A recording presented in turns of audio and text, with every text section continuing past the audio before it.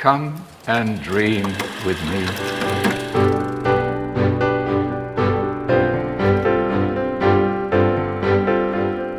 Hello and welcome to What Do You Want to Watch, the Explosion Network's premium media podcast. Every week we get together to talk about movies, TV, and online content and help you answer the question, are the ads before movies really stopping people from going to the cinema? I don't think so. I'm your host, Ash Elbley. Joining me today, Dylan Blatt. Is that a thing that's come up this week? Yeah. One of the studio heads said, you need to get off the ad crack. What's that To even the mean? studio. Stop being getting on the ad, having so many ads before. Well, there is a lot of movie. ads, but I guess the problem is that helps mediate the costs they're not making, so the ads have increased. I would presume that's the way that's worked. Cinemas are That's what making we less presume, money, but, so but yet sales have gone up, Ticket prices have gone up since, and yet the number of ads on the screen are the same. I guess, yeah. I don't mind it because I appreciate the buff up between sitting down and starting the movie. Although Well, going to a press screening and no ads is pretty great as well. I always arrive like right as it's starting. Like, so if a movie says it starts at 8 p.m., I'm getting there at like 8:15. I just expect there to be 15 minutes ads. I don't care. And if I do happen to get there at 8 and to walk in, I will just sit there with headphones in, doodling on my phone. I have I've sat there with headphones in, wrote a review or something like multiple times, just in the, like I've just been like writing, using my time. You got to make time while you can, grab time while you can find it, So the amount of times I've just wrote a terribly just quick blah, blah, blah, blah, review or article and then saved it in my notes to go over and look later. And I had headphones in, and then suddenly I'll hear like, dun, dun, like the intro car came on. Oh shit. Yeah, or the please turn your phone to silent. Oh no, I keep going to that point. No. Well, I just turn it's time. I turn the brightness down on my phone, so when they turn the lights down, the first time. But when those trailers are playing, I'm still on my phone, man. I don't like. Oh, absolutely. Like the only people who are upset are people who are paying to be there, I guess. So like people getting a babysitter, I guess. Like I'm the cinema etiquette guy, but even I am like. No, until the credits, until the movie starts, logos start, you're allowed to use your phone. Yeah, I don't. Yeah, you can still use your phone. I don't care. Yeah, so only the crazy people will go to the cinema. Only people who don't actually go to the cinema would go to the cinema without headphones. You're going to have the pre-roll of ads, and you need something to. And do I have heard that. but that's where so I can see trailers for new movies. But we've already seen them all. We've seen them all, man. I rarely go to the cinema and see a trailer that I haven't seen. No, I don't think. Thanks to this podcast and probably just general stuff. The internet, I used to watch before this podcast, or actually in the first couple of years of Explosion Network, I would usually sit there and watch so many more trailers. And I think over the years, either because of laziness or just mix of sometimes wanting to be more surprised for shit for this, I have found myself going out of my way to watch it less because I just know you'll post them in this. So I don't have to like. I'll post the important ones. Yeah. So I still watch the important ones, but I used to like wake up in the morning and sometimes just go to Rotten Tomatoes trailers and just watch whatever new stuff is out. Just sit through and go for everything new. But no, any big movie that's playing a trailer at the cinema, I've seen that trailer already. But I do sometimes, like if it's a movie I'm really looking forward to, I'll pay attention to like watch that trailer again, or if it's a trailer I really like. But I mean, they're few and far between. I mean, when the Dune Part 3 trailers start playing, I'll watch that bad boy every time. I do. One thing is, if it's like a reasonably crowded cinema, like it's a lot of people around, I do like to listen in and hear what other people's opinions, and they're surprised that, oh my god, they're making another. I know. Yeah, you get Fast and Furious movie. You get to hear the normies' reactions and stuff, and then there's also the fun. The most common thing you'll just hear interactions between partners and stuff like that. Like, that's the girl from Euphoria. We should watch that, babe. We should check that. We should see that one. Oh, is that the sequel to that one we watched?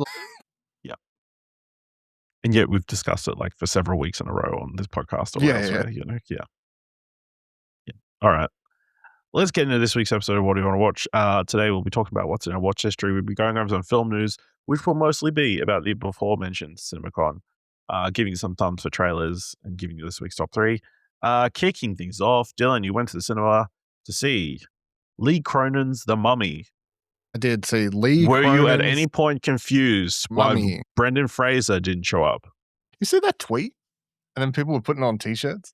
So like Brendan Fraser is not, I think the tweet was Brendan Fraser is not in Lee Cronin's The Mummy or something like that. Yes. All caps. I believe they put that out, Yeah. And then I think I saw Blumhouse share it in their posts that they put up today on their Instagram of like people's reactions to the movie and stuff. And it included a selfie of a dude wearing a t-shirt of that tweet. So that was quite funny. I have drafted a review, but I haven't finished it as of the time of recording. So I thought it was a bit of a mess.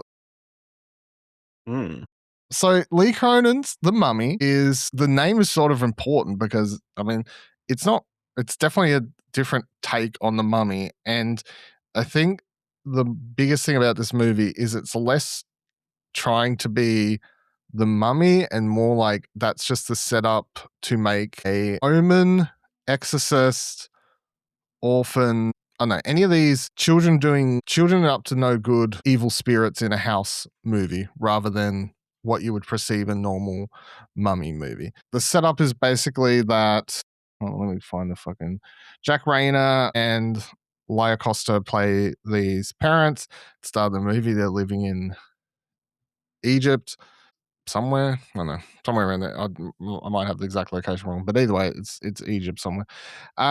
They're living there. Jack Rayner's character is a reporter or a journalist of some sort. That's why they're there.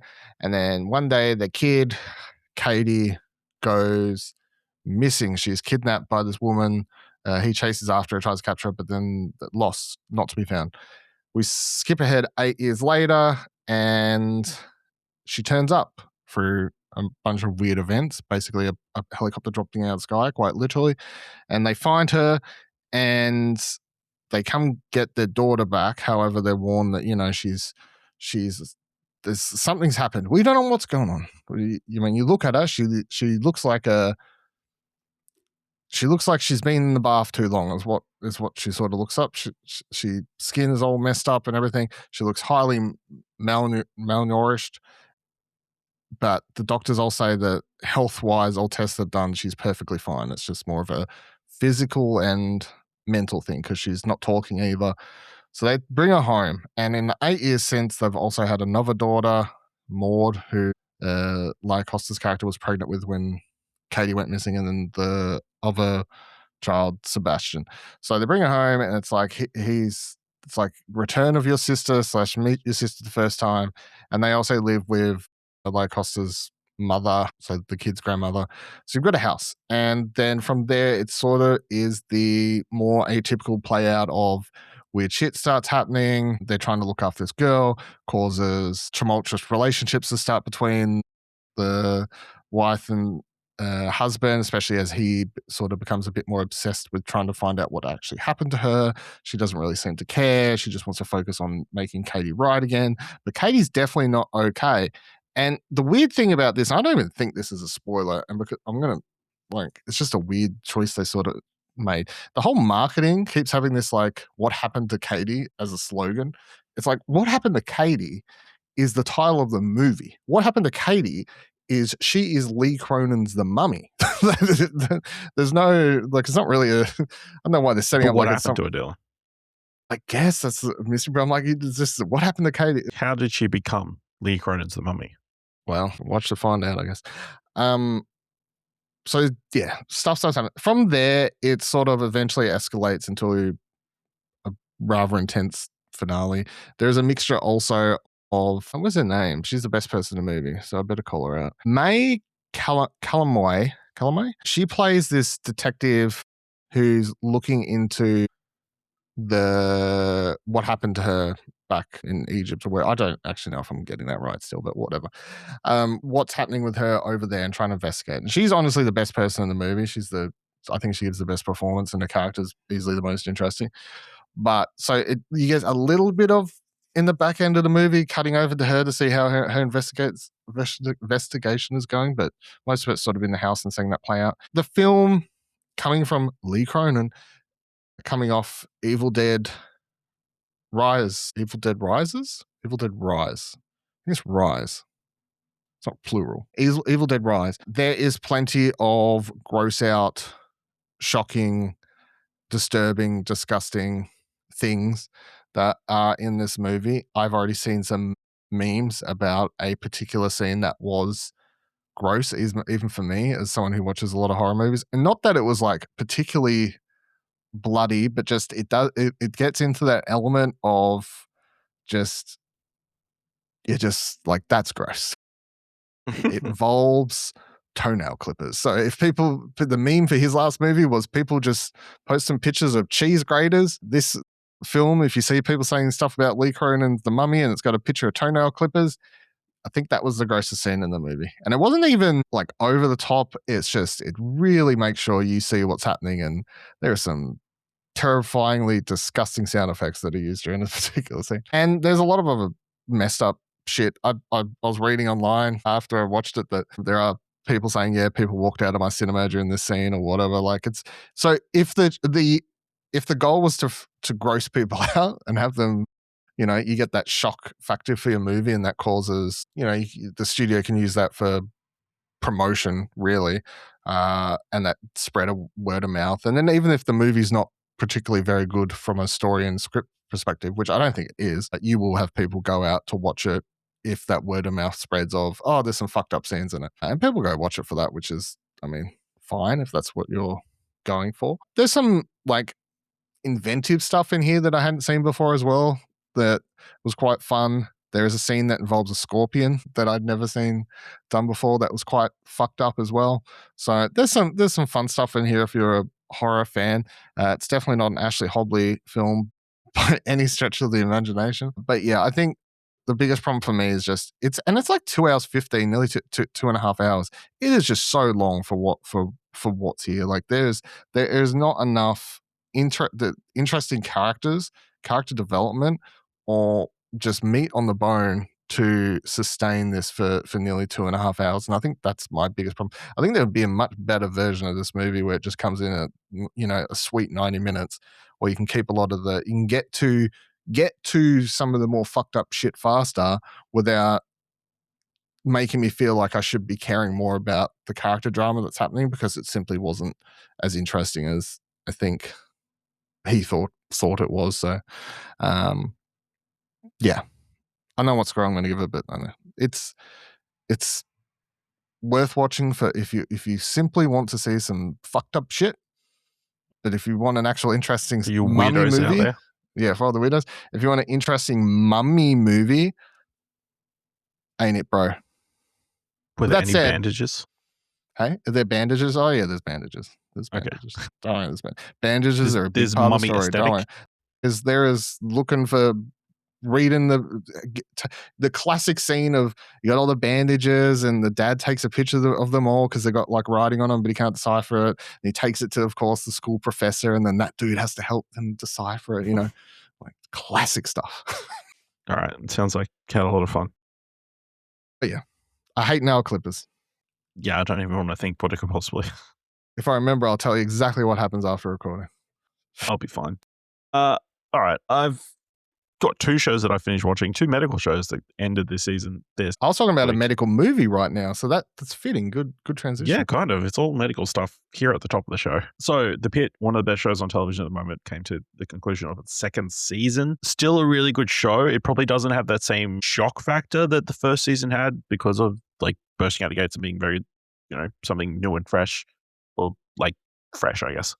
Even though it's a very old, you know, the medical drama has been around since the dawn of television. This 2nd season doesn't have like the big mass casualty event that the 1st season had, so it doesn't have that, you know, shock and awe kind of like event that like had widespread word of mouth and like kind of brought everybody into watching the show. But I think the really, really interesting 2nd season, where again the focus is on Noah Wiley's Dr. Robbie and his slow descent into, it's slowly becoming very apparent that he has got he needs help mentally just because he is having, I don't know, what's the term, like suicidal thoughts or thoughts that would lead to you to believe that maybe he doesn't want to be around anymore and that kind of stuff. So just seeing him kind of at the start of the season, he's like, it's my last day. I'm going on sabbatical. I'm going to get on a motorcycle. I'm just going to drive. And that's going to be my holiday. I'm going to go to one of the places that I want to go is this special place where they used to like chase bison off an edge of the cliff so they could easily kill them all. That's some place I want to visit. So everybody is a little bit concerned about his wanting to leave and go on that sabbatical for 3 months. So seeing that play out during the entire season was really interesting. Just getting to see all of the different characters. And again, if you don't know what the Pitt is, it is a real-time, as close to real-time possible, a medical drama where you follow the shift of a emergency department at Pittsburgh Hospital. That's why they call it the Pitt. It's a joke because it's the Pitts. Season 2 is set on the 4th of July. So there's lots of 4th of July related injuries, including fireworks. Yes, a kid blows off their hand with fireworks, loses like several fingers on their left hand. How do you watch it with such gore? I don't know. Listen, there was a medical sequence in this last episode that I would assume would be up there with all the horror shit that you watch, and yet I sat through it. Not easily. So this is the same thing I have. Whenever my parents sit there watching, I don't know if I've probably said this before, they will sit there and watch all these medical shows and I'll be watching it, and I'll be sitting there sometimes when I'm visiting going, well, this is fucked up. And then I'll say to them, how do you sit here and watch this quite easily, plainly, and this is real, yet every time I say something about horror movies, oh, gross, Dylan, those movies are terrible, when I can point you to 100 horror movies that are less disgusting than what we're sitting here watching at 7:30 p.m. on a weekday. Dylan, it's all about intent, you know? The people doing this stuff are trying to help these people, whereas the people in the horror movies are trying to hurt these people, you know? Well, yeah, but they're trying to help themselves. It's really hard to watch a non-consensual sex scene, but a normal sex scene is totally normal to watch, you know? All right, got me there. It's all about intent. Okay. The most messed up example that I could possibly use. Yeah. Effective. I use such a fucked up example that I literally have nothing back to say to you. Good job. But yeah, really enjoyable. It was fun seeing a lot of the new characters and seeing how they integrate over the course of the day.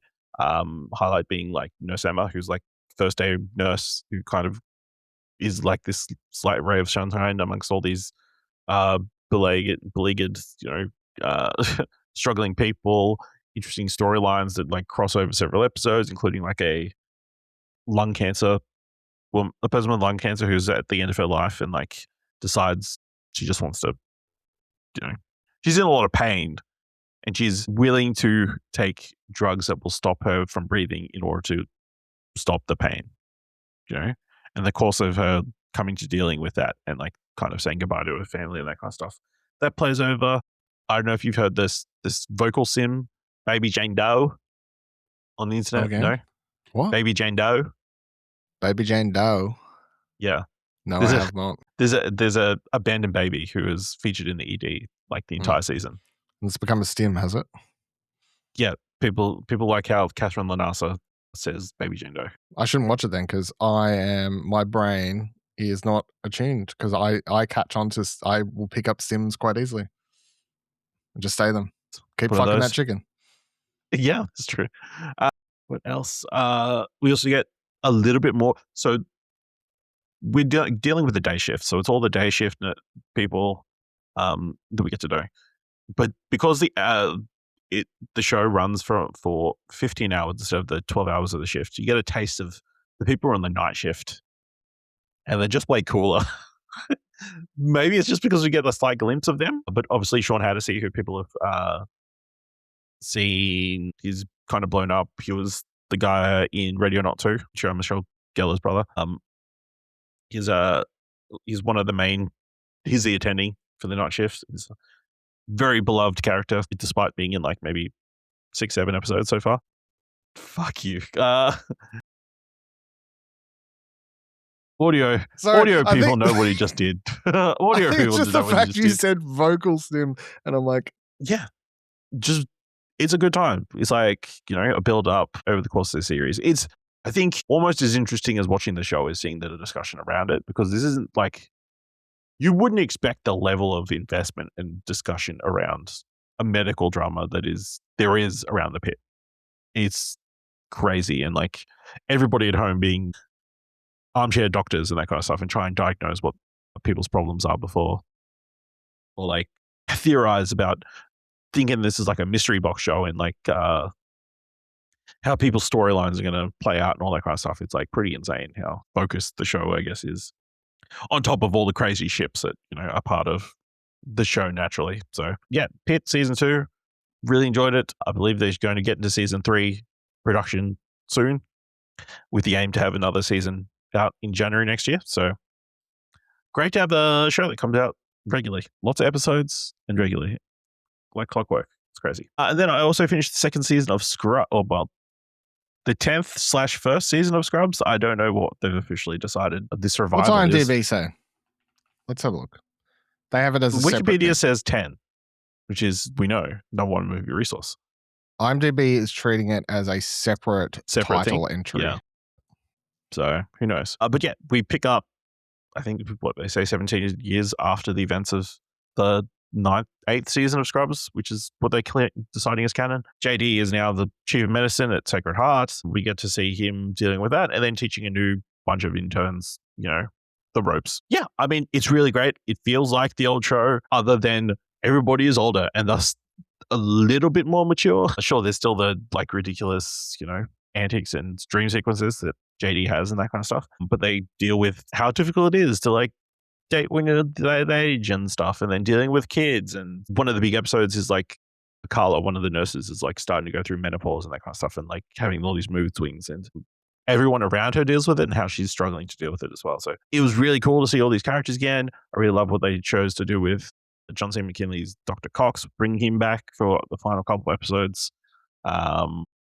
Doing the classic bait and switch that the Scrubs likes to do sometimes, of be super funny and then get super emotional, break your heart in a couple million pieces at a time. So yeah, if you're a big fan of Scrubs, I would highly recommend checking out this season. I think you'll find it very enjoyable.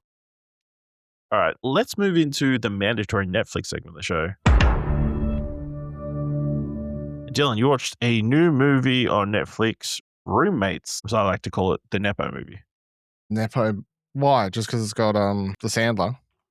Yeah, it's got like a bunch of Who's the Nepo rest children. of the Who's the rest of the Nepo children? I might not be aware of the Neponess. I feel like Neponi? I saw a post where they said a bunch of Nepo children.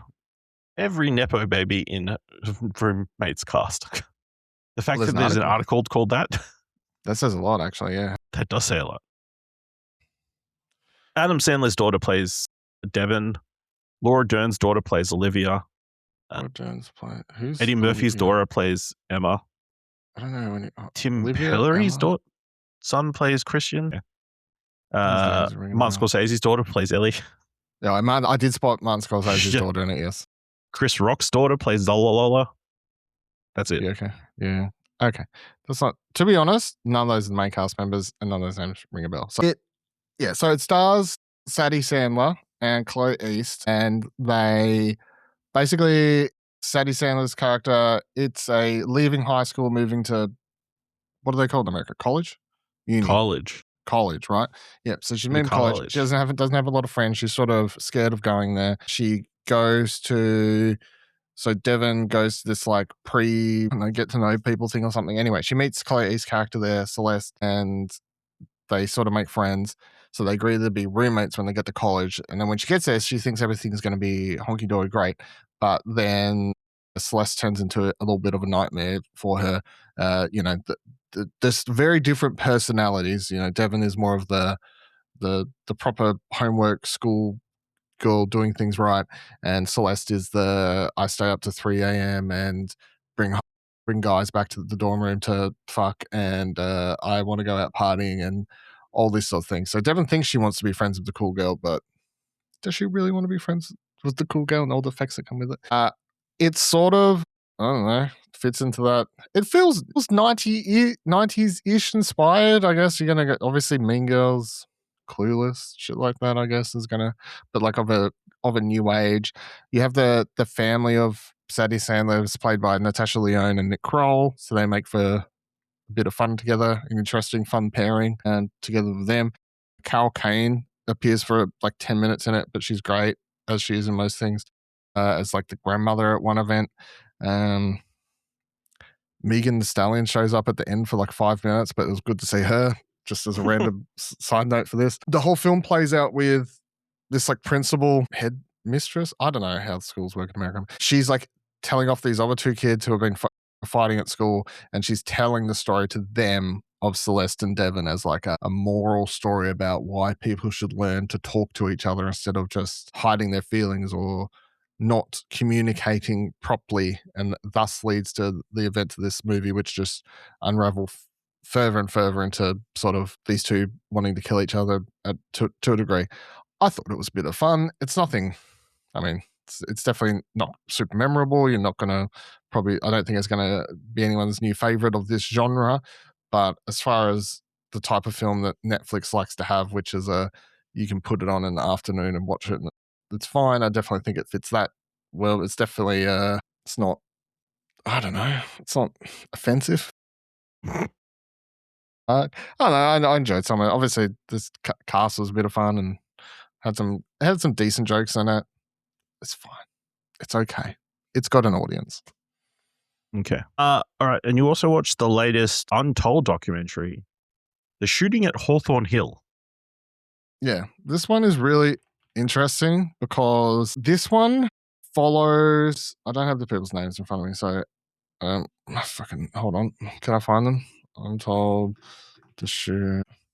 God damn you to hell. It is basically, it follows this dispute, I guess we're going to call it. I can't find their names, what I would give it.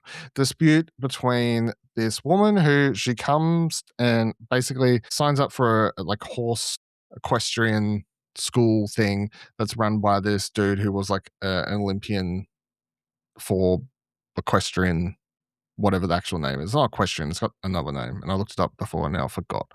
But so she's trying to learn that, and at first everything's like great, I guess. You know, she's joining, she's falling in love with the horses, she's falling in love with the sport, she's enjoying her time, and then it's the tipping point, at least in the documentary and the way it's presented, is basically that eventually he sort of chooses to put his like second in command as her main instructor and not him, and then that's causes a fracture between them. And by this point, she's already paid to move in on this like other house that's on the farm, so she's like living there so she can do more riding and all that sort of stuff.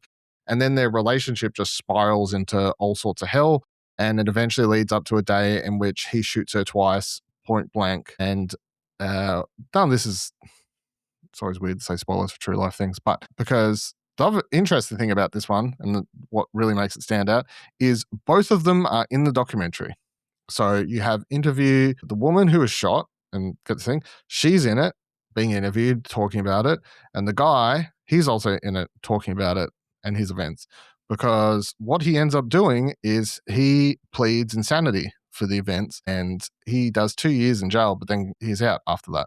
So you have this weird thing that you usually don't see in documentaries when someone is shot point blank twice right in front of themselves. A, live. B, live to be on the documentary talking about the events and giving their perspective. Now, however, her perspective to what happened and her friends and family that are also in it, and his side of the story and friends and family and whatever, are also completely different. But I did enjoy this documentary, and I think this is probably the best one of these Untold so far, simply because it is presented in they take advantage of the fact that they've got both the major parties involved and just let them speak and some other talking heads speak and just let the events, like show the events and some of the bits of information. But I think, at least to me, it was a very, given what they had, they choose, there's no biasm from the people making this one. And I think they were like, let's just let the two people talk and you can see this. And by the end of it, I never reached any point or felt like I even had to reach any point of picking a side, because what I reached by the end of watching this one was, how did it reach this point when two people are this boiling point and the cops and other people get involved a couple times, many times prior, it sort of to me just showed that the system in place didn't do anything to protect either of these people from each other, let alone her from what eventually happened and, the escalation that was. So I think the film, at least to me, was a good example of how these things can happen and other things like it, I guess, actual domestic violence cases and stuff like that where cops are involved many a times and then nothing happens and all these. Like, that's sort of how it came across to me, whether or not that's what they wanted or not, but that's the road I went down. Yeah, it's an interesting, dark, obviously, but interesting story of just pure escalation from a world you really wouldn't expect it. Like, man, where did all this crazy shit happen in this one? Equestrian people you would expect to be, it's a rich sport, involves a lot of money. You would expect the people that are involved in it to not be involved in this sort of thing, but here we are. There we go. Interesting. All right. That's everything in our history. Let's move on. We're going to be talking about some film news, mostly around CinemaCon, which happened this week. And we're going to be covering it first with this week's top 3. Holy shit. Definitely in the top 3. This week's top 3. Top 3 things from CinemaCon 2026. Dylan, what is your number 3? My number 3 is Jackass Best and Last, which got its official title at CinemaCon, and then Joe Knoxville came out and showed a bunch of footage that isn't online. Well, no, all of my picks aren't online. None of my things barely anything came online. Yeah, came online despite for this one, so. Some influences in the audience's best efforts. Yeah, the internet, or the people, whoever they paid to be banning and deleting shit and reporting shit pretty fast. The security guards in the auditoriums were very good. Tackling people, so yeah. Yeah. Good job. So I think Jackass 5, now officially titled Jackass Best and Last, the last Jackass film. Obviously, I was already excited, but, seeing this, Joe Knoxville apparently came out, showed some footage. I think also pairing this with the other news story that went around this week. Did you see this one? Also escalated my excitement a little bit. No. So this random news place or something in whatever state or wherever it is, they shared a video that someone was filming. They're like out at their horse ranch or some shit, and they see a massive explosion going on over the other side of this cliff. And in the video, you hear them going, "Oh my God, like, what is that? Is it a plane gone down? Is it all this?" Whatever, like they're theorizing what it is. They're like, "Oh, what's that big fight?" You can see this massive explosion on the other side of this cliff or what it is. Johnny Knoxville shares it, goes, "Sorry guys, that was us just shooting the finale of the Jackass movie." And that's turned out to be true. It was actually whatever they were filming for the finale caused such the special effects pyro, and Johnny Knoxville tagged the person doing their like pyro effects and whatever special effects for the movie in the post and said that's just how good of a job he did, that these people were like, "Oh my God, what is going on over there?" So that's exciting. Yeah. Do you actually think it's going to be the last Jackass movie? It has to be, man. Like, Do you know? if they want to spin it off and use some of the new casts and like continue with other titles, yeah, sure. But I don't think you can do the name Jackass needs to be. Yeah, I think you could call people Jack. Like, if they did a spin-off, and as much as people hate the new cast members, weird people, and the thing is, they're my age. They're the people like me who grew up with it. They hate change and stuff. It's annoying. But if they want to do a spin-off, I have no problem with people using it as a verb still, be like, "I'm a jackass," and like, the logo continues that's fine. But I think just the Jackass films and TV series as the title, I think once Johnny Knoxville's done, like, he's the star. Like, once he's not at the front and leading it, it ain't a Jackass movie to me. So whether or not they want to continue doing stuff afterwards, I don't know. Yep. All right. My number 3 is a silly one. It's all the popcorn buckets and stuff that they've shown off at CinemaCon. What is wrong with you? Primarily the He-Man stuff. Obviously, He-Man, a massive toy manufacturing like property. They've done like a crazy amount of different popcorn buckets and drink holders and stuff, including you can get a full Castle Grayskull that you can put popcorn in. You get Battle Cat, and then you open his belly, and then you stick on in a bunch of popcorn. But then they've got the He-Man sword, and that is, you fill it with soda, and then you like take off the end of the hilt, and you can drink out of it. Crazy, Dylan. Only for the low price of $100 or something. Probably. You know, when I went and saw the Mario movie, the Galaxy movie, as much as I didn't like the movie, I really wanted, and I knew I probably wouldn't like Yoshi it, but on the way in, prawn. I was like, man, I want that Yoshi thing. And I was like $50. $50. I cannot swing that. I It's could, collectible, Dylan. I could, but then you I couldn't justify other things. Like my, you know, what other things am I going to put in that? just But also, it's a collectible and will never be available ever again. yeah, it's fine. I'll move on. But yes, you know, the more of these we see, the more that there's clearly demand to go to the cinema to buy expensive, unnecessary popcorn buckets. You know, they were even showing off like handbag ones with the Devil Miss Prada. I believe they got like the Scorpion helmet. Time helmet from Mortal Kombat is one for that. Can't remember if there was any other interesting ones that showcase, because He-Man's need to be the focus, because obviously it's a known collectibles property, so they're going to get a bunch of sales. But I did see one for not He-Man, something else that I was like, oh, that's cool. But again, I'm not going to spend money on it. Some upcoming movie. Can't remember now. Yep. All right, Dylan's to number 2. Werewolf. That's a square wolf. Robert Eggers' Werewolf. They showed some footage of it. Apparently, it ended with Anya Taylor-Johnson's, not Anya Taylor-Johnson. Jesus Christ. Aaron Taylor Johnson. Aaron Taylor-Johnson. Goodness, I'm combining people now. Transformation into the werewolf at the end of it, and looked, by all accounts, everyone's like, if you like the look of Robert Eggers' other movies and you like the look and feel of Nosferatu, this looks like that with werewolf. And I was like, cool, sounds good to me. That's crazy that Anya Taylor-Joy and Aaron Taylor-Johnson were in Nosferatu, and it never crossed their minds to make that. Yeah, I don't know, just suddenly my brain just smushed.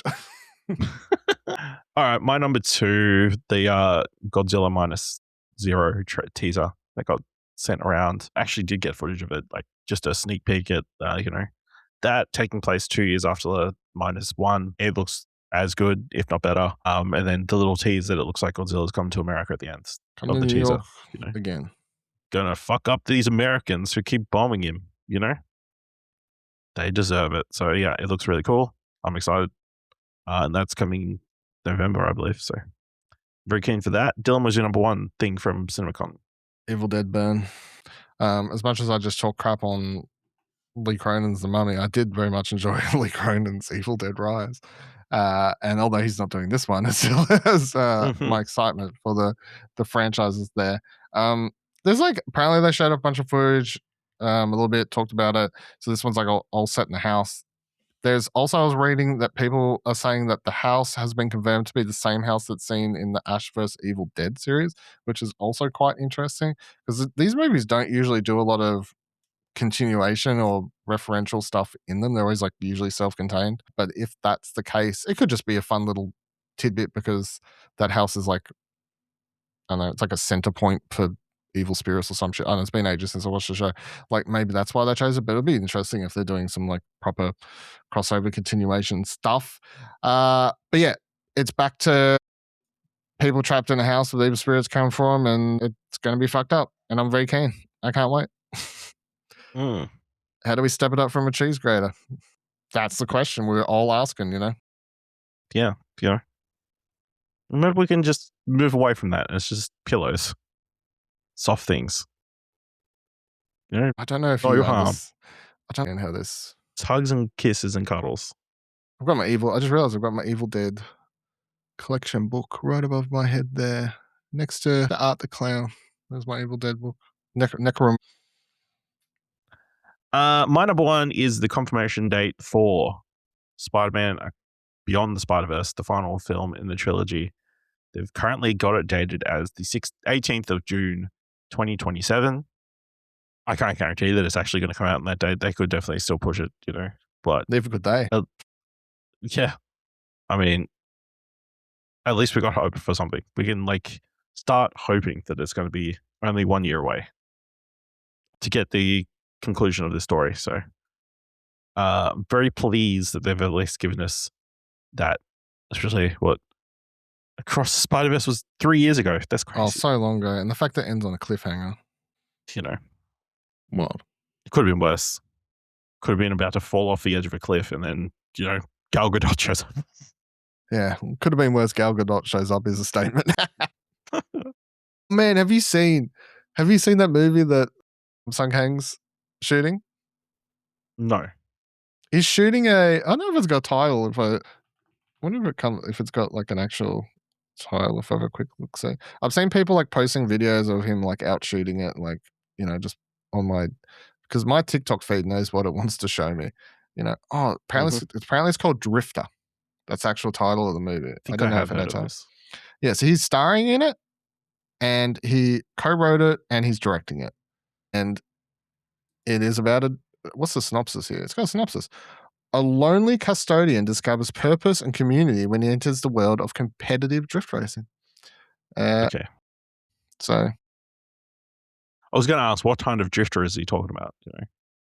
Like drifter, an car actual drifting. car drifter, or like Yeah, a car guy who go from place to place? No, car drifter.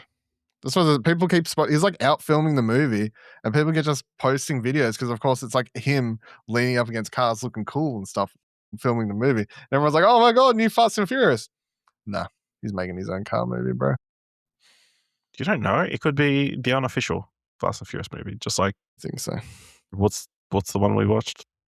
Better Luck Tomorrow. Yeah, maybe. It could be him going to Japan. Well, I don't know. It looked like it was in Japan, to be honest, but it'll be interesting to watch only because I'm like, you would think he has to purposely try not to act the same. Because if it's too close, you might get in trouble. Yeah, well, people will just be like, is this not Copyright just the same character? I don't know. Like, Yeah. All right. I'm going to run through a bunch of other things that popped up during CinemaCon from this article from Deadline. Starting to kick things off on Monday with Chairman Tom Rothman listing 3 things he hopes would change the health of Hollywood. He emphasized longer theatrical windows, less ads ahead of a movie film screening, and more. Opened with... Sorry, does virtual Tom Holland just mean like on a screen, or do they actually mean... I don't know. Other articles have said hologram. So okay. Like I'm not 100% sure. Okay. Next up was a clip from Zach Krieger's new Resident Evil film, a trailer that shows Austin Abrams in a seriously fucked up situation, informing his girlfriend over the phone that they may not get to ever talk to each other again. Kane. Cool. Insidious Out of the Further, the 6th installment in the horror franchise, debuted a new trailer. We'll talk about that later. Live action, in addition to live action, Spider-Man's animated version is dated for June 18th, 2027, like I just said. Aaron Sorkin's companion... Can I just say something quickly? How do you feel about that motherfucker losing on the weekend? I just saw your t-shirt. It's fine, WrestleMania was a bit of a letdown this year, so...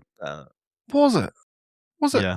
I was shocked that WrestleMania was let down. Was not well received this year, I think. It's crazy. Generally. Interesting. But that match was pretty good. Interesting. Aaron Sorkin's companion film to this social network also offered a first look. The star films Michael Madsen, Jeremy Allen White, and Jeremy Strong. The social reckoning leans more into thriller than drama, like its predecessor, based on the events that gave rise to the Wall Street Journal's Shock 2021 expose, The Facebook Files. This film tells the true story of how Francis Haugen, a young Facebook engineer, enlisted the help of Jeff Horowitz, a Wall Street Journal reporter, to go on a dangerous journey, but ended up blowing the whistle on social media's most guarded secrets. Last but not least, the first... Yes, there's been a fair bit of positive reaction around this. So, although I've heard some place say that Jeremy Strong is either going to be the best thing or the worst thing in acting this year. So... I can picture it. I think everyone's just been very cautious with the movie, considering Aaron Sorkin's directorial films are usually a mixed bag. I don't think they're bad. They're just not as strong as films where he's wrote the screenplay but not directed it. And it doesn't help that the film that's directly up against a film made by Fincher that many consider one of the great modern films. Yeah, that's the other problem. So it's a high bar to clear. Last but not least, on the first day of the film confab was the Jumanji threequel, which received its official title and trailer. I believe it is Jumanji Open World. In the clip, which played only in the room, we saw Lamar Morris, Myron Hinkle, and Alex Wolff. Danny DeVito shows up, and the later viewers are reunited with returners like Dwayne Johnson, Jack Black, Karen Gillan, and more. I'm keen. Hopefully they pick up with how the last film ended. Could not tell It'd be you weird if they do how not. the last one ended. Yeah, I'm sure you didn't watch it, so it's fine. I did watch it. You did? I watched both the Jumanji movies, man. What are we talking about? The second one's where she eaten by the snake joke, right? You think of Anaconda? No, I don't think get eaten by a snake and then keeps dying and then come back. Is that the second one? And then the old people. There's the old people. Oh yeah, the old people. Yeah, That's the second one, right? I've watched the second one. I haven't watched it in a while. I just remember how it ended. Like how they clearly set up for a sequel and they haven't gotten around to it till now. I watched it with my parents. My dad wanted to watch it one night. Like when I was visiting, he's like, "Let's put on this one. Have you watched this yet, son?" No, I'm not too fast. All right, let's watch this. Sure. Neon had a presentation in which they showed the teaser for Godzilla -1. I don't think there's an affiliation, it's just coincidence. Neon's big winter film, A Place in Hell, starring Daisy Edgar Jones and Michelle Williams, showed a trailer. The film is written and directed by Chloe Dumont, who did Fair Play, and a 25th of December 2026 release date has been set for the psychological thriller. Over at Warner Brothers, the American film studio confirmed its new specialty film label, unveiling its name, Warner Brothers Clockwork, as well as its first film acquisition. Oscar-winning director Sean Baker's follow-up to his Best Picture film, Anora, TMO, is Clockwork's first project. The contemporary film label, launched by Neon execs, has acquired global distribution rights for the film, excluding France, and will be releasing it in theaters globally in 2027. Yes to Sean Baker's new film. I hate the name of the studio spin-off. Why? Also, with everything happening with Warner Brothers, it also How just long feels, is this going to last? It also just feels weird. Like, Yes. what's this even What mean? do you got against the top name? I just think it's a bad name. So what I've heard is meant to be Clockwork Orange. What's the director? Stanley Kubrick? Stanley Kubrick was a Warner director. That's the thought process behind. Those are the lines that led to it being called Clockwork. Oh, okay. Now, you would know No, that you hate because it I'm more. sure you've watched A Clockwork Orange, haven't you? I have watched clips. And you're over here going, I bet you haven't even watched Jumanji 2. Jumanji 2. Yeah, important in modern cinema. Right, I just checked Trakt. I didn't check into it, so I just did that. See? How was I to know? Next, dark comedy Digger for Warner Brothers and Legendary, starring Tom Cruise and directed by Alejandro J. Inarritu. The film follows Cruise, who plays Digger Rockwell, the most powerful man in the world. The balding, big-bellied industrialist races to prove he is humanity's savior. Before the disaster he unleashed destroys everything. Trailer played in the room. Inarritu said it was shot in Vista and only to be seen in theaters. Digger arrives on the big screen October 2nd, 2026. Lots of positive reaction around this. So Digger, going to be a big one later this year. I hope so, because when we watched that teaser trailer and I said, I'm very keen, I felt like there was a lot of, come on, Dylan. I felt like I was Fair. getting judged. I mean, it was just a teaser. Something about, I've seen Tom Cruise commit to weird before. Lord of the Rings, The Hunt for Gollum made big strides this week in casting its Aragorn and Halvard. Good one. Jamie Dornan will portray Strider, also known as Aragorn, the hero first made famous by Viggo Mortensen in the original films, and Leo Adal will play Halvard. The film is slated for December 7th, 2027. My favorite thing I saw during this week, well, not my favorite thing, just a funny little interaction I saw Deadline, I think, post the news or someone like that, and said in it, like, play Strider. And then someone in the top comment was some dude going, cool. Have they announced who's playing Aragorn yet? And it was just a bunch of people roasting him, which we shouldn't bully people on the internet, but sometimes it's funny. It's funny. Yeah, that's good. Do you think Jamie Dornan's a good fit for Yeah, I think Aragorn? so. Yeah. I think so. I mean, it was more concerned because earlier I saw a video saying that Leo Adal was going to play Aragorn. I think he's too young, even though he's might be the same age as Viggo was when they were making the films. But yeah, Yeah. Jamie Dornan makes sense. He seems a a good good fit. listen, I hate AI, but sometimes when they do the AI of what the character could look like in the role and it fits, maybe that's a I good haven't use. seen any of that. I haven't seen those. Superimposing his face on Harrigan from the first. All right. All right. WB unveiled a trailer for the next installment in the new line horror series Evil Dead franchise, Evil Dead Burn, slated for release on July 24th. Directed by Sebastian Vavinik, who came to the project after helming the buzzy Cannes premiering spider horror Infested. The cast includes Zoella Yacoub, Hunter Doohan, and Lucene Buchanan. On with the comic characters, the first of which was WB and DC's Clayface, the first two of which preview in the room by director Peter Safran. The body horror flick stars Welsh actor Tom Rhys-Harris as the lead character. I don't think it's directed by Clayface, Peter Safran. He's the producer, right? I don't remember who's Directed by James Watkins. Okay. I was confused there. I know it was written by Mike Flanagan. All I remember is who wrote it. Yeah. All right. Then Warner Brothers next brought to the stage Practical Magic co-stars Nicole Kidman and Sandra Bullock, promoting their sequel Practical Magic 2, playing on Kidman's famous quotable AMC advertisement. In the trailer, Lee Pace's character appears, as does Joey King's daughter of Sandra Bullock, Sally. J.J. Abrams' next original sci-fi film, The Great Beyond, got a first look. The film stars Jenna Ortega and Glenn Powell and arrives in cinemas November 13th. Emma Mackey, Sophie Okonedo, Merritt Weaver, and Samuel L. Jackson also appear. What was his last film? Star Wars? Yeah, probably. This is his first original film since Super 8, which is crazy. I really like Super 8. Apparently, too, so. everybody comparing it to Amblin stuff as well. So, Well, Super 8 was such a him just chasing the Spielberg Amblin thing. Yeah.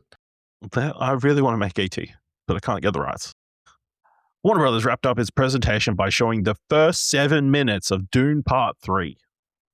In the room with director Denis Villeneuve and stars Timothée Chalamet, Zendaya, and Jason Momoa. I've heard very good things about this. People have saying it's like Saving Private Ryan is what the film that I've seen it compared to. So that's a wild. They also listed off a bunch of projects that they have in the works at the end of it. So we got Gladys that is in the works with Zach Krieger. which he's apparently directing as well now. I don't know if that was actually confirmed prior to this. I don't know if it missed is 100% confirmed, but I thought I saw someone sort of say that he's directing it. they dated the Oceans prequel starring Margot Robbie and Bradley Cooper that Cooper is directing. That's June 25th, 2027. Final Destination 7 is coming May 12th, 2028. The Revenge of La Llorona is coming 9th of 2027. And the Baz Luhrmann Untitled Joan of Arc film is coming November 22nd, 2028. I think there was more stuff. Let me just do a quick. Here we go. Wrapping things up for Warner Brothers, reading from Next Best Picture. Wrapping things up for Warner Brothers, DeLuca and Addy return to the stage with final teaser. The 2027 slate listing an enormous amount of films, including Oceans prequel by Bradley Cooper, Weapons prequel for Gladys, Gremlins, a Minecraft sequel, Hello Kitty, Zach Krieger's The Flood, Baz Luhrmann film, Kitty. a Baz Luhrmann film, a Nancy Myers film, Oh Places Will Go, Game of Thrones, Egon's Quest, and much, much more. I believe they've got another Evil Dead film already in the works as well. So a whole bunch of things that they're planning to do. We'll see if it ever happens. So They're like, fuck it, let's approve everything.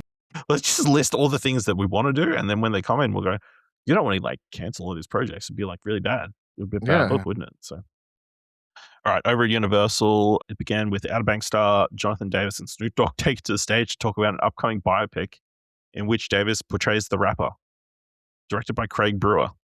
Okay, that's wild. Didn't see that news. Craig Brewer of Song Sung Blue fame is going to do a Snoop Dogg biopic. I mean, he did what? Hustle and Flow. So, I mean, that's probably a more apt movie to compare it to. Still very amusing. Christopher Nolan's The Odyssey made a big splash at Caesar's Palace with the new Trojan horse footage unveiled, as well as Charlene Theron's Calypso. A first look at Will Gluck's One Night Only, starring Monica Ibarra and Callum Turner, accompanied a warning to keep love in theaters from the studio. The romantic comedy from the Anyone But You director is set in a world where premarital sex is only allowed on one night a year. The story follows a couple who meet on that night. The latest entry in the Universal Minions franchise also got a first look. Minions and Monsters tells the story of how Minions conquered Hollywood, only to unleash devastating consequences, just like a lot of people in Hollywood. We got a trailer for the Whoa. Fockers in Law, which we'll talk in a bit. Focus Features showed a first look of Werewolf, like Dylan said, which stars Aaron Taylor Johnson, Lily Rose Depp, Willem Dafoe, and Ralph Ineson. So almost the entire cast of Nosferatu. That's set for Christmas Day. Steven Spielberg's Disclosure Day unveiled more footage in an extended look with the director present to discuss with Coleman Domingo. This marked Spielberg's first ever CinemaCon appearance, in which he also praised 45-day theatrical release windows. Next, we've got Amazon, whose head of film, Courtney Valenti, has teased ever so slightly. Just random thought I just had before you continue with that stuff. Do you know how sort of weird I just thought it was that we now live in a world where it's like cinemas to thank for like pretty much all, Netflix and all the streaming services and whatever else. And now we live in a world where so many like big time directors are basically begging and thanking for what should be standard. You've got big, old time director like Spielberg having to be like, Yep. Thanks for keeping my movies 45. in the cinema. Yeah, it's wild. Sometimes you just need to be thankful. Yes. What a world. There's no news about the cast of 007. That's what they'd said at the start of the presentation. Sinners Oscar winner Michael B. Jordan took the stage to give a first look at his upcoming The Thomas Crown Affair, in which he stars in addition to directing. He also unveiled that John Batiste will score the film. Very cool. Audra Arjona will star alongside Jordan as an insurance investigator who can match the force of the titular art thief played by Jordan. The reimagining. I'm mildly optimistic about this one, to be honest. Yeah. The reimagining of the film is set for March 5th, 2027, and also stars Kenneth Branagh, Lily Gladstone, Danny Gurria, Palu Asbake, and Aisha Hart. The Spaceballs sequel, coming to theaters April 23rd, 2027, got its title, Spaceballs, the new one, with franchise architect Mel Brooks, who produced and returned to star in the new film. In a pre-tape video, other cast members appearing on the stage alongside director Josh Greenbaum and Rick Moranis to tout the upcoming anticipated sequel, included Bill Pullman, Daphne Zuniga, Josh Gad, and Lewis Pullman. Kiki Palmer also had a pre-taped interruption of Moranis, who's come back after years away from acting, is highly anticipated. Have you watched Spaceballs? No, that is wild, but it is one Also, that I don't will know watch how, before the 23rd of April. I'm pretty sure Mel Brooks is like nearly 100. Yeah, his Let me let's have a look. Brooks' age. He is 99. He will be 100 in June, end of June. And I was being a little bit hyperbolic in my mind when I said nearly 100. But you know what? There Good you for go. him. Still working at his age. Crazy. Looking pretty solid for his age. I wonder what the oldest person to appear in a film is, Like as acting as a film. Acting. All right. David Leitch's next film, Powder of Bank, offered a first look with the director and star Pete Davidson presented to tease the heist movie. It stars Nicholas Hoult, and Leitch describes the story as a modern-day Robin Hood figures fighting against a rigged system whose criminal activities are combated by an FBI agent played by John C. McKinley and hacker played by Zoe Kravitz. Isn't this just Point Break? How to make a killing. How to make a robbing. It's a bunch of instructional movies, Now, for Verity, starring Anne Hathaway and Dakota Johnson, and based on the thriller novel by Colleen Hoover, the film is out October 2nd, is directed by Michael Showalter, and stars Hathaway as the titular author, Verity Crawford, whose work is picked up by Johnson's Loan Ashley after Verity suffers a horrible accident that leaves her unable to write. Another in the line of Colleen Hoover adaptations, but not the sappy romance films that we've gotten so far. I'm keen for this one because I like the director, I like the cast. I mean, obviously the book adaptations we've had for Colin Hoover a mixed bag, but I'm a fan of everything else involved here, I think. All right. Then we got a first look at Highlander, the latest iteration in which Henry Cavill plays immortal warrior Connor McLeod and Russell Crowe plays his mentor Ramirez. This cast also stars Siobhan Cullen, Marissa Abella, Karen Gillan, Jamon Honsu, and Dave Bautista. This has actually come to fruition. It's crazy. I feel like a Highlander movie's been in the works for forever. I feel like very long time, various variations or rumors of it. So yeah. Peter Farrelly's I Play Rocky, starring Anthony Ippolito as a young Sylvester Stallone, But a first look as well, the film follows an actor before he became a megastar as he worked to become the iconic movie Rocky made. The ensemble also includes Anna Sophie Robb, PJ Byrne, Toby Kebbell, Tracy Letts, Eric Palladino, Robert Tracy Demery. Letts, the biggest movie DVD collector in Hollywood. I believe so, yes. J. Duplass, Matt Dillon, Stephen Graham, Kiki Seto, Robert Morgan, Saul Stein, and Trevor St. John. Over at Paramount, CEO David Ellison committed to a 45-day He committed fraud? theatrical release. What the fuck? I knew it was coming, but Not yet. John Committed- Oliver. He committed to the 45-day theatrical release window, Right. which is the opposite of fraud. Following a sizzle reel directed by John M. Chu and narrated by Tom Cruise, Ellison took to the stage in a surprise appearance, saying he wanted to look exhibitors directly in the eye to promise at least 30 films a year if and when the planned merger with Warner Brothers closes, which is why Warner's announced all those films Yeah. to help. So you can, All right. so you can hit 30 a year. Legendary also debuted the Street Fighter footage. It's in the trailer. We talked about it over on Arcade Couch this week, but we both really enjoyed the trailer. It's pretty great. Yeah, highly surprised by how good it looks. In the vein of video game adaptations, Paramount also teased its upcoming Call of Duty live action film coming in June 30th, 2028. It's directed by Peter Berg, written by Taylor Sheridan. Paramount also confirmed that a Top Gun 3 is in the works with the script currently being written. Tom Cruise is expected to reprise his role as Pete Mitchell or Maverick, and producer Jerry Bruckheimer is also returning. This is one of the scariest announcements from CinemaCon Mhm. because I just think so. To me, when they announced Top Gun Maverick, I was not a fan of the first movie, and I'm still not. I still don't like. I was not born when that movie It's came fine. out. I have no nostalgia for it. I don't really care. But people love that movie, and then the people who love that movie and grew up with it were like really scared when they announced Top Gun Maverick. However, Top Gun Maverick is god tier shit, and Yes.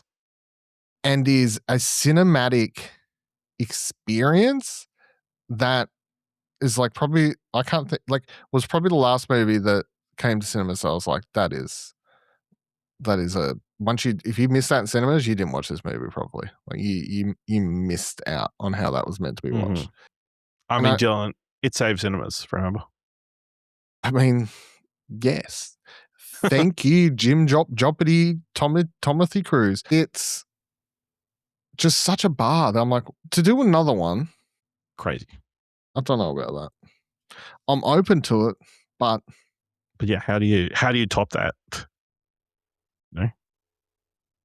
And you can't really get everybody back because they've all become significantly bigger stars since that film came out, you know? Roger Barra is now an Academy Award nominee. Liam It's just Powell's like in everything, you know? such a good mix Bruce of Baldwin's elements much bigger. too. Like, obviously, we've talked about that maybe a lot the year it came out, but even the story and the small amount but right amount of character work they did for like the aging romance element, and we talked about how good that was. And then you add in obviously all the actual thrilling flight stuff and how good that was done thanks to the mix of Practical. CGI and practical that added such a crazy element to that film. But yeah, I just don't like. It's not replicating one factor. It's not even replicating the get the cameras on the jets again. It was just the story was like really good as well. Yeah, it was everything. Yeah. Exclusive footage from Billie Eilish concert film Hit Me Hard and Soft, the tour directed by James Cameron, also played in Paramount's presentation. 3D film, which follows the singer's most recent tour for her third studio album, will arrive in theaters May 8th. Now, when I go watch this, Hmm. what audience are we expecting? Are we expecting the cinephiles who want to go see a James Cameron movie? Or are we expecting Yeah. the tween Billie Eilish fans? Here is James Cameron exploring new 3D technologies. Let me. I am seated for you, Mr. Cameron. Like what is the mix? And That's hey, why- I fit both fan bases a bit, so I'm fine. I can play along. We'll see. A new footage for Scary Movie, the most recent entry in the horror spoof franchise since 2013 played. The upcoming film stars Marlon Wayans, Cherie Henriques, Anna Faris, and Chris Elliott, and more. Regina Hall should be mentioned in that article. Sorry. All right, the fifth and final installment of Jackass franchise, Jackass Best and Last, unveiled its first trailer with the architect and cast member Jordan Knoxville on stand to discuss survival thriller Heart of the Beast, starring Brad Pitt and directed by David Ayer, showed first footage as well. The action adventure film follows former Army Special Forces soldier Pitt and his retired combat dog who battle for survival after a plane crash is in the unforgiving Alaskan wilderness. Next was a first look at Mr. Irrelevant, the John Tuggle story starring David Corenswet with the trailer unleashed in the room. Corenswet taped an appearance to talk about the film. It's the true story of a true story football flick and arrives Christmas Day, directed by Jonathan Levine, and tells the true story of John Tuggle, the Mr. Irrelevant of the 1983 draft, aka the last player chosen in the last round by the New York Giants. Second to last in Paramount's presentation was Johnny Depp took the stage to talk about first footage for Ebenezer, A Christmas Carol, a new take on Charles Dickens' A Christmas Carol, directed by Ty West, starring Depp. Wild. Now, what? But Depp being there, or that being the thing that Ty West is making next? All of the above. All right. Last but not least, for Paramount came the first footage for Gina Price Bythewood's film adaptation of Tomi Adeyemi's Children of Blood and Bone, starring Tusu Bidu, Damson Idris, Amandla Stenberg, Chiwetel Ejiofor, Regina King, Tosin Cole, Cynthia Erivo, Lashana Lynch, Zachary Momo, Richard Mofe Dejimo, Idris Elba, and Viola Davis. Heard very positive things about this, and it looks like a very strong, cast. So that's exciting. All right, over on Disney, new footage for The Devil Wears Prada 2, which is theaters May 1st kicked off the presentation. Of course, starring Anne Hathaway, Emily Blunt, Meryl Streep, and Stanley Tucci. Mandalorian and Grogu. I haven't watched the first one. You haven't watched the first one? I have not watched The Devil Wears Prada. I have also not watched it. So why do you say it's so shocked to me then? No, I'm just surprised that you haven't watched it. I feel like it's a very talked about film. So I am also surprised I haven't watched it, to be honest. So we've all got our misses, I've got Devil's Wear Prada. You've got Clockwork Orange. Half a filmology. I've got Jumanji. You've got every other movie you ever made. The Mandalorian and Grogu director Jon Favreau offered a first look at the film's opening sequence as well as a new trailer. Out May 28th, the film marks the first in the Star Wars franchise to hit theaters since The Rise of Skywalker in 2019. What a sad sentence that is. What, this has been 7 years since the last Star Wars It's been so long since we had a Star Wars film in cinema. Tom Hanks and Tim Allen stopped by on the CinemaCon stage to talk about Toy Story 5 with new footage. The film has a bunch of new teasers already. Dwayne Johnson appeared to present new footage from Moana. Yahoo! Ridley Scott attended his presentation to tease upcoming post-apocalyptic thriller The Dog Stars. We'll talk about that in a sec. Disney's next animated feature, Hexed, from directors Josie Trinidad and Jason Hand, will star Hailey Steinfeld and Rashida Jones. Slated for release on the November 25th, Hexed follows a teenager, Billy Doe, and her type A mom as they discover that what makes her unusual might be just magical powers that will turn their lives and a secret world of magic upside down. And next up was Disney Animation was Ice Age Boiling Point, the latest franchise entry in more than a decade. The sixth film will hit theaters February 2027. Ray Romano, Queen Latifah, and Dennis Leary took the stage to tease the film. I think there was a need to melt that out. That franchise was dumb, man. I mean, it's interesting in that this, I guess, will be the first Ice Age movie under Disney because it was a... Yeah. Who did they buy? Fox? Yeah, but which studio did... Don't know, but I can't remember. A DVD in my Kellogg's box once. Blue Sky Studios, that's who it was. But as soon as 20th Century Fox got bought, dead. Shut down from memory. He got the nut.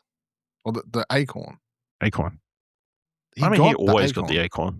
No, but he got it and got to take it and had a moment with it. Like it was the end of the, it was the end. He got it. Yeah. Okay. Closing out Disney's grand finale presentation was, of course, Avengers Doomsday. A new trailer for the film was played in the room with Robert Downey Jr., Chris Evans, and directors Joe and Anthony Russo present to unpack the latest installment in the Marvel Cinematic Universe, which will unfold December 18th.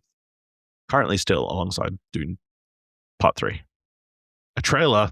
Apparently they played the trailer twice. There were a lot of influence inside the room. Very happy to see that, and had clearly just come to CinemaCon to watch that trailer. But have you seen... It's not listed in this article. Have you heard about Infinity Vision? Hang on, let me pull this one up. Negative. It sounds dumb. Before you explain it to me, I'm going to say my initial reaction based on the name only is I'm going to not like this. So reading from Polygon. With Avengers Doomsday and Dune 3 vying for IMAX theaters during the same weekend, Disney lost out. Both films will premiere December 18th, but only Dune 3 will be receiving the full IMAX experience. Disney's blockbuster lost US exclusivity and will only be released in IMAX in select international markets. Perhaps this could have been solved by a simple scheduling compromise of Disney Plus. Who's to say? As it stands, we're looking at a crash collision between the two beloved franchises. So it appears perhaps should not surprise us that at CinemaCon, Disney announced the introduction of Infinity Vision. This is a new certification of premium large format theaters that have been approved to provide the best viewing experience at which Disney films can be shown. Standards are focused around large format screens with laser projection and premium sound. You might find yourself thinking, isn't that pretty much IMAX? Well, you're not totally off base. The big difference is that IMAX presents a expanded ratio and that there's as yet no guarantee Infinity Vision will match that experience. On the other hand, with the situation as it stands, Infinity Vision could at least help audiences identify which theaters at least come very close. Naturally, response to this has been mixed, with some fans mocking the move. After all, tagging pre-existing PLF theaters with a Disney-approved stamp isn't inherently doing anything outside a general branding move. Fans are concerned about increased prices based entirely on marketing hype rather than actual quality. I'm confused. What are they actually? Because they don't have access to IMAX theaters. Yes. They're going to brand a bunch of theaters with some their own Infinity Vision. Yeah, but what? Yes. What, with the idea, these are the theaters you need to go to see the best. What are these ones? Like what? I assume they're like really big theaters that already meet their standard. So they're just going to pick cinemas that have bigger screens than your average cinema screen. I guess so, yeah. Still not and IMAX, like better quality, but like as long as they got like the latest Dolby sound and laser projection, they'll go, this is where you need to see our films. I'm sorry, but if you can't go watch the movie in IMAX and you want to experience it the best possible way, isn't anyone smart enough and that has multiple options of cinemas already just going to look up and find the better cinema for themselves Probably. without some weird marketing tack on? Probably. I mean, this is a double-edged sword. I feel like maybe long-term could be a good idea to like, these are the like certified places that we know you can see the But they're film already in the best possible. certified. They say Dolby.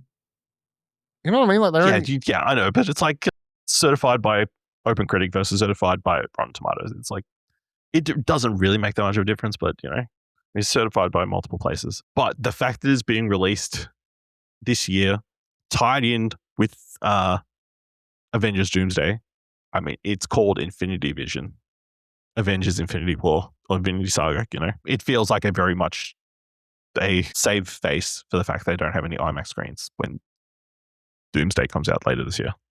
That's okay. Okay. I can't tell if you're bemused or just don't care or don't understand. Both. But I know I understand now. Like I understand whatever there is to understand. It's a branding move. It's as simple as that, pretty much. Yep, it's a branding move. That's right. All right. Plus $2 ticket price. Yeah. Yeah, I mean, that's the worry that they're like, now they're Infinity Vision certified. Let's charge an extra $3 for you to go see it here on this screen. Who knows? All right. I think that's pretty much everything. Let's move on to tons of trailers, and we'll talk about some of the trailers that were at CinemaCon. But first, we've got on our list, of which you can find all the links of in the show notes below, we've got Man on Fire, created by Kyle Killen, starring Yahya Abdul-Mateen II, Billy Boulay, Alice Braga, Scott McNairy, Paul Ben Victor, and Bobby Cannavale. As a special forces mercenary, John Creasy was someone who you wanted on your team. However, after leaving the field, he finds making a fresh start difficult as he suffers PTSD from his dark past. His attempts at a fresh start are rudely interrupted by a need for revenge. Dylan, what do you think of the trailer for the upcoming Man of Fire series? Man on Fire. Yep. Double thumbs up. Looks very good. Love the cast. Love the vibe. Everything looks very intriguing. And I like the original movie. So, you know, don't fuck it up. Yeah. You have not watched the original movie. There's no No, way. it should not surprise you that I've not seen the original movie. Although I do know it stars. What was the original? I don't even think it's original. I feel like there was another version of it. Maybe. I mean, it I stars could be wrong. Denzel Washington and Dakota Yeah. Fanning, right? Yeah, Dakota. That's what. Yeah. But yeah, this trailer looks really fantastic. You know, Yaha Abdul Martin II. I feel he hasn't been in much the last few years. Obviously, he was in Wonder Man before this, but you know, he kind of didn't appear in much post I don't know, Watchmen or maybe the second Aquaman movie. It's the third adaptation. Really interesting. So there was two film. There was the first adaptation came out in 1987, which was made, I don't know, not too many years after the book release because it was like early 1980s. And then 2004 is the Denzel Washington one that most people know. So technically, there was more time between the Denzel movie and this than there was between the first version and the Denzel movie. Technically, there's actually another because there was a Hindi language remake of the Denzel Washington film. So, and it was made again in Tamil language as another film. So 1, 2, 3. Technically, there's 4 films, but apparently, when the remakes, because they're not Hollywood, don't count in Wikipedia. I mean, that's true. That would be a hell of a podcast series. Let's just watch foreign language versions of the big American movies. See if I can find enough. Yeah, looks really good. Excited. I like Kyle Killen as an interesting creator because he is one of those guys who has interesting concepts, but his projects tend to fall through. Like he did Lone Star and Awake, or like film series that he first did, like didn't get a second season. He had a bunch of projects fall through, and then he was behind the Halo series, which got a mixed reaction. So let's see how this goes there. Man on Fire comes to Netflix on the 30th of April.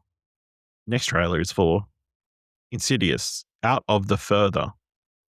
Not a very easy title to say.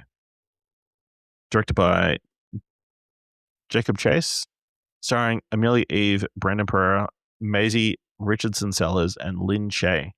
Gemma is a young mother who discovers she can travel into the Further, a purgatorial realm of lost souls. When something evil comes after her, she realizes she can bring what lives there back to the real world. Once the demons realize her power, our world becomes their playground. Dylan, what do you think of the 6th film in the Insidious franchise? 6, really? Well, yeah, I'm keen. I think this looks better than the last entry, the Red Door, or whatever it was.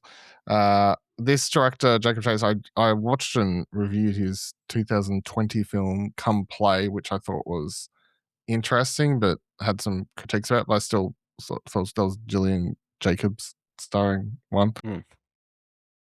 I thought the trailer was really good, though. I'm going to say double thumbs up for the trailer. Has a nice mix of, hey, we're introducing it like this is a new character, a new lead character.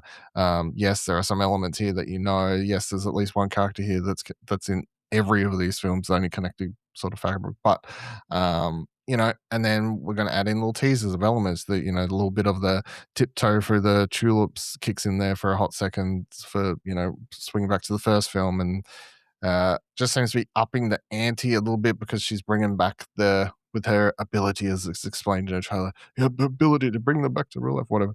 I will say that part at the end, as freaky it is when she's crawling through the Infinite Pillow Fort. Can you not just stand up? Is my question. Yeah. Can you just like? I mean, that would probably be my first reaction. She's just crawling. Yeah. Just, Maybe it's been established already that she can't in those situations. Yeah, I'll give it 2 thumbs up in that I have no desire to watch this. Even from right with the start, where she is a dentist and she's putting her hands in that guy's that mouth. Dentist part was fucked. Second mouth comes. Yeah. That's creepy. And then suddenly swaps place and some weird sweaty dude is sticking his fingers in your mouth. No. Yeah. No, I'm good. Yeah. I didn't like the dentist part because I have a fear of dentists as is. Well, I mean, people say they have a fear of dentists, but I really hate the dentists. Yeah, the Pillow Fort thing was very creepy. Although I did like the shot of the random woman in the car with the shotgun. Just the smile. It was just very endearing. All right. Insidious, Out of the Further. So the furthest the place Yeah, This has been established. yeah. Okay. Where the Still doesn't doesn't roll roll off the place. tongue, really. It doesn't, but it makes sense in the. See Us Out the Further comes to cinemas 20th of August.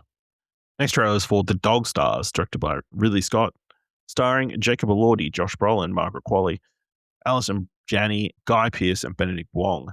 Set after a devastating flu pandemic that has almost eradicated humanity, the film centers on COVID? Higgs, could be. It centers on Higg, a former civilian pilot, and Bangley, a hardened ex-Marine, as they confront outside threats and hold on to the possibility of a better life beyond where they currently live. So which is the trailer for Dog Stars. Double thumbs up. Looks really good. Love a good post-apocalyptic movie. Great cast. Looks wide in scope and doesn't look to be too much of a crossover between, I've seen this sort of thing before. Like it feels different enough. I mean, you got a dude flying around in a plane for a start, you know? You don't have, doesn't seem to, there's not zombies. There's, yes. I think it's hard to tell. Are they right-minded people, or are they people who are trying to I get think they're them for right-minded their people. resources? I think I took it as they're just crazed bad people is how I took it. But I don't know. It's I never heard of this, and now it's gone on to my. Maybe I'll try and listen to the book before the movie comes out because it's based on novel. So because I was intrigued enough, and I do enjoy a post-apocalyptic story. Yeah. All right. Yeah. 2 thumbs up for me. It looks very interesting. Really well shot, as you expect from Ridley Scott film. Joe Padalecki continues to, I guess, being a Hollywood leading man. Really good cast. So, yeah, 2 thumbs up. The Dog Stars is coming to cinemas on the 27th of August. Next trailer is for Fokker in Law, directed by John Hamburg, starring Robert De Niro, Ben Stiller, Owen Wilson, Blythe Danner, Terry Polo, Ariana Grande, Scarlett Gisondo, Beanie Feldstein, and Eduardo Franco. Greg Fokker's son, Henry, brings his girlfriend and a trained FBI hostage negotiator home to meet the family. Greg soon gets worried when Henry tells everyone that he plans to propose to her. Dylan, what do you think of the trailer for Fokker in Law? Double thumbs up. I think Ariana Grande just looks crazy good in this. I'm all about it. I enjoyed the first. Was it Meet the Parents first or Meet the Fockers? Meet the Parents, yes. Meet the Parents first. I enjoyed Meet the Parents. I didn't enjoy the following films as much, but this looks like a lot of fun, and I'm very keen. Double thumbs up. Also, it's good to have big screen comedy back. Yes. Yeah, 2 thumbs up for me. I was very surprised that I was like this trailer so much, just because the idea of bringing this franchise back didn't seem like a good idea. And it's playing on a fun twist on the dynamic of, I don't like the girl that you brought home to meet my boy. She is not good enough for my son, which is, a nice twist on the narrative and that kind of stuff. So, yeah, it looks like a lot of fun. The fun-filled family dynamic. Robert De Niro looks like surely this is the most fun he's had in a movie in a while, because he's done nothing but serious dramas in the last few years. So I'm sure he's getting a thrill out of returning to this. Keen to watch that later this year. Fokker in Law is coming to cinemas on the 26th of November.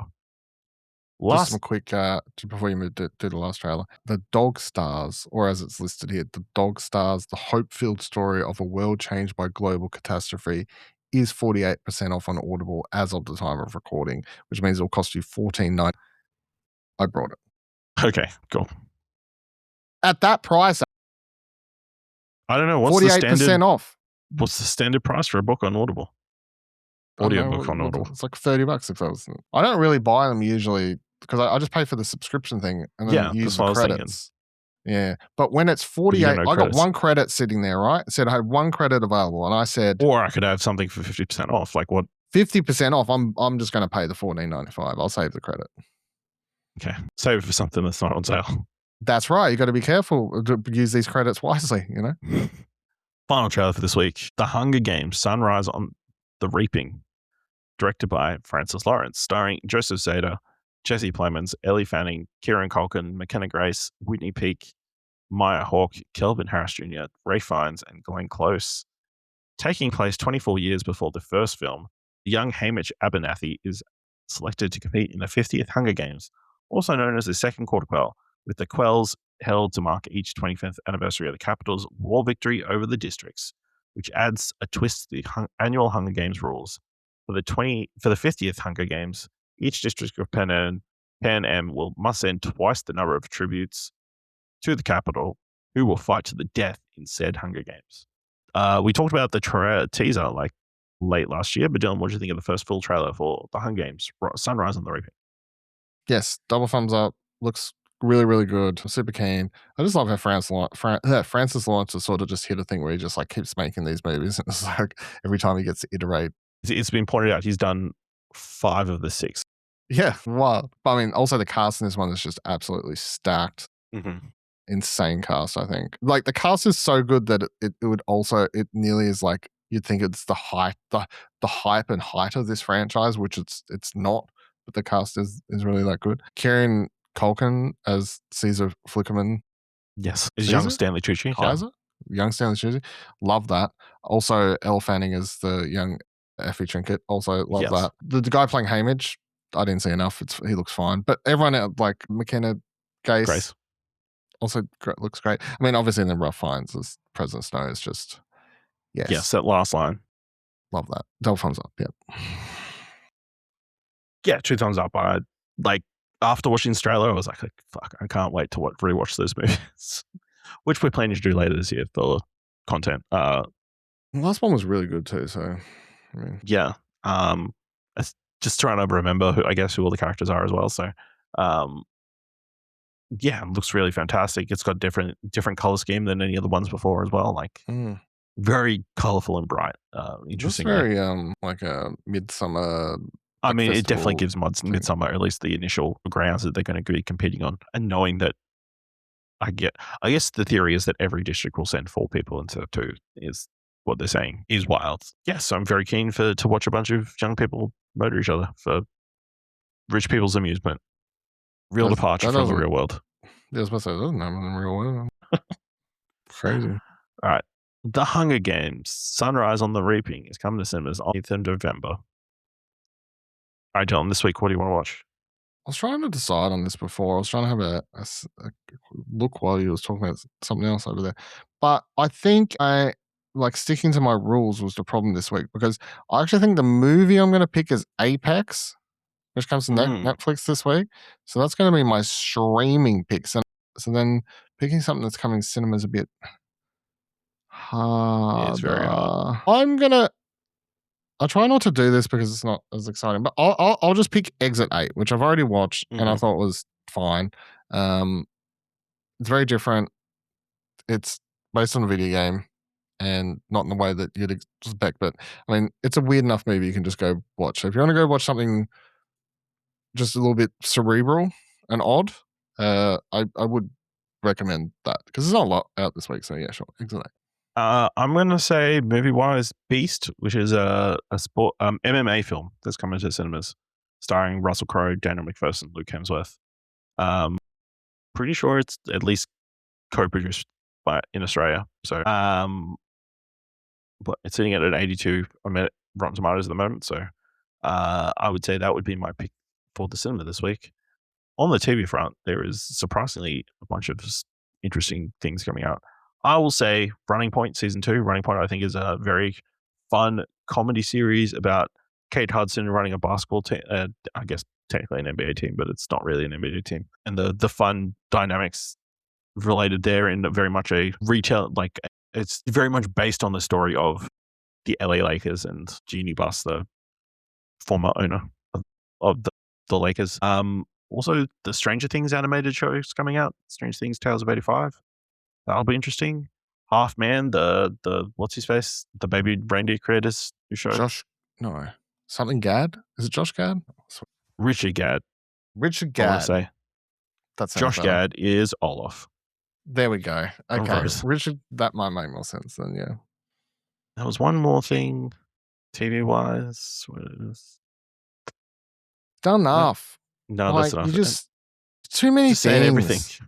Pick a I just want to lane. give everything some love, you know? No, it's not the segment. It's not the. If you want to do a segment where you just read out everything that's coming to cinemas and TV, you can do that, all right? But the segment is pick some things. You know what I don't need to watch? Hulk Hogan Real American, which I'm pretty sure they showed the entirety during the WrestleMania. Yeah, haven't been turned off something so much. I mean, did you really want to watch it? Not really, no. Here's my final question for this week. Oh, there's a final question after Final you've done question. Final after that, wild. because I feel like this week warrants it. It wasn't brought up in the segment. Is Michael going to do well this week? Michael, the Michael Jackson biopic. Yeah, so I had, and again, we're talking about a normie, right? Mhm. Someone I work with was like, I'm excited to go watch that movie this week. I'm a huge Michael Jackson fan. And I was like, oh, because it's like even though I've only recently started this new job, it's already it's well accounted. I'm the movie guy, right? So, are you excited to go watch that deal? I'm like, well, not really. I don't think they're going to do a good job of portraying the full Michael story and leave out the bad side and probably just focus on all the good stuff because it's produced by his family. And she goes, yeah, that's what we want though. So if I'm using that interaction as a Gauge. base point, I'm going to say it does well. Yeah. Does it knock? Do you reckon it would knock Super Mario Brothers, the Super Mario Galaxy movie, out of number 1 at the box office? I think so too, probably. Although I feel like I haven't heard much about it yet, and yet it's out in a few days. They're really saving the review embargo until last minute. I just expect these Michael Jackson fans to Go in hordes, you know. All right, let us know what you want to watch this week by finding us on social media by going to explosionnetwork.com/follow. If you want to help us out here at What Do You Want to Watch, leave us a review on our podcast on Podchaser, leave us 5 stars, anyone leave 5 stars, or just tell people about the show. And if you want to help us out at Explosion Network with all our other podcasts and our written content, head over to explosionnetwork.com/support. Thank you very much for listening. Until next time, keep watching stuff, I guess.